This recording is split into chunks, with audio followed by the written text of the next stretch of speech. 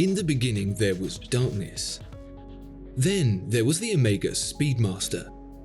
Seriously, the Speedmaster is a watch epic in biblical proportions, a first in so many categories, including, of course, the big one. First watch worn on the moon.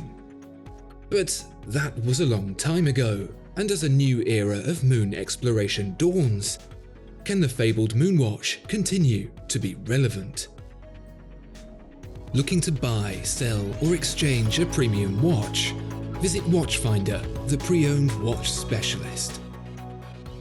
I know it's annoying me saying, but when you subscribe to the channel, it really makes a difference. 60% of the people viewing aren't subscribed, so if you're one of them, please take the opportunity to click the subscribe button and help make sure the channel continues to be here. Thank you very much. Dubbed the watch every enthusiast should own, the Omega Speedmaster Moonwatch is the darling of the industry. So much history is packed into this tiny machine that it has remained virtually untouched since the 1960s. Where else will you find a watch in such original form, free from the modern glitz that has befallen so many others?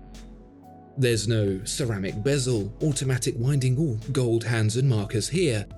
Even the sapphire crystal is an option over the original Hesselite acrylic.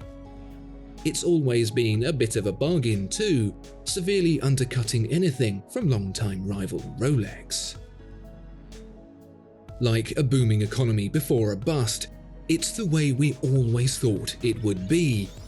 But always, as it turns out, isn't forever. The return of the original 1960s movement in the Daytona rivaling £11,950 Moonwatch caliber 321 set a tone for the future of the Moonwatch series, and what followed soon after was this, it's still called the Moonwatch, but it's been drastically overhauled.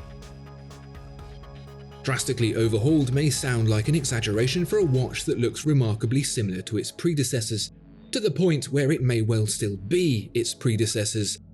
But let's start with the big one, the price. A Speedmaster Moonwatch started, before, at about £4,200.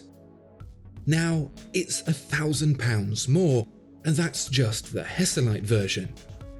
If you want to see the movement in the back, you'll need the sapphire version, and that's another £1,000 again. £6,120 is not the kind of pricing we're used to for the watch every enthusiast should own. So, given that there's less in the box than there used to be, what exactly is Omega's justification for this violent price hike? Well, the biggest news is the movement. No, it doesn't get that caliber 321 like we were hoping. It's an evolution of the 1861, which in itself is an evolution of the 861, to become the 3861. Hold up, this all sounds very boring and nerdy. Do I care if it's the 321 or the 3861 or whatever it is? That all depends. For purists, and perhaps the kind of people who think we should have stopped at fire, the 321 marks a level of originality that was lost with its replacement by the technically inferior and marginally less pretty 861. The column wheel was dropped for a cam and… Are you still listening? If you are, I hope you have £11,950. For everyone else, the caliber 3861 demonstrates a marked improvement in usability over its predecessor. Think of it like a Singer Porsche, if Singer were in-house. It's more accurate with METAS chronometer certification, thanks in part to the introduction of the free-sprung balance and coaxial escapement, is easier to wind, which, with a 50-hour power reserve, you'll be doing every other day, so that's a way bigger benefit than it sounds, and is anti-magnetic to 15,000 Gauss, as the balance spring has been swapped out for a silicon one.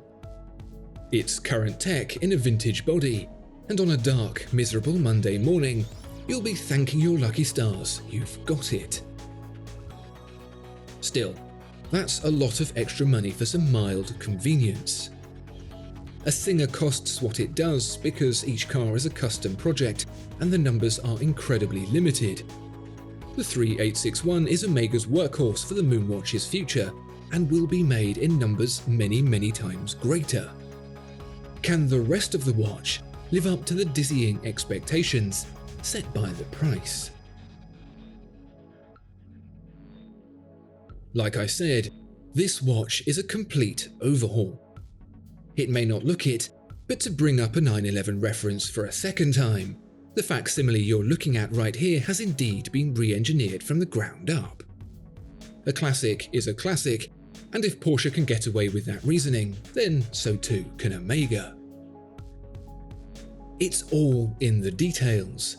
The dial, for example, gets a step around its perimeter reminiscent of that of the original Moonwatch, and an applied logo for the Sapphire edition too.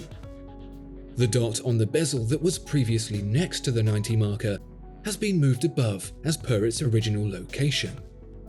The 42mm case is half a millimeter thinner and a millimeter shorter, making it wear smaller than the overall dimension would suggest, and the bracelet, once again styled more in keeping with the original, tapers more aggressively and pivots sooner, wrapping it more comfortably around smaller wrists, although the clasp remains functional but basic. £6,120. I'm not sure how well this new Speedmaster is wearing its flash new price. But perhaps I've been thinking about this all wrong.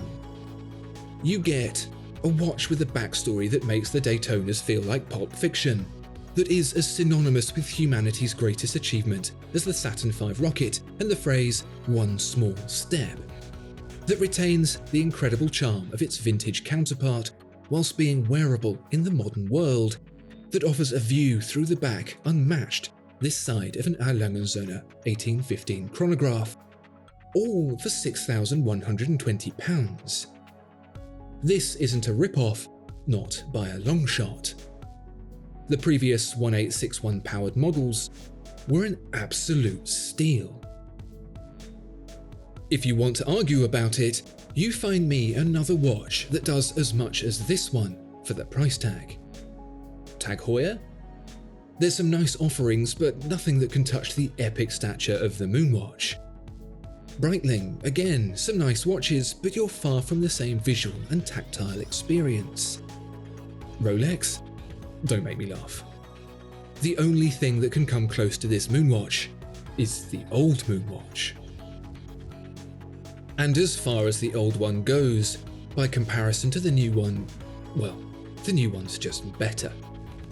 Not in any big, obvious way, but in all the little improvements Omega's been working on supposedly over the last 4 years. Those little gripes here and there have been all but vanquished, leaving nothing behind but basically the blueprint for the ultimate watch. My only complaint? You can't get the Hesalite front with the sapphire back.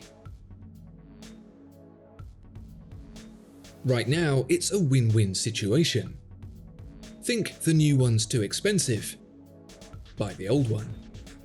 Think the old one's too, well, old? Buy the new one. Think they should have never meddled with perfection? Buy the Caliber 321. It's a trifecta of wins. No one loses. Not yet, at least, because those Caliber 1861 models won't be around new forever. Oh wait, I haven't even told you what kind of value you can get pre-owned.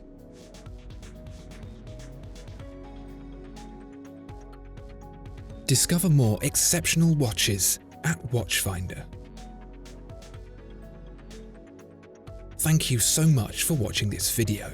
If you enjoyed it, please do consider giving it a like and subscribing to the channel. If there are any watches you'd like to see featured, please let us know in the comments below.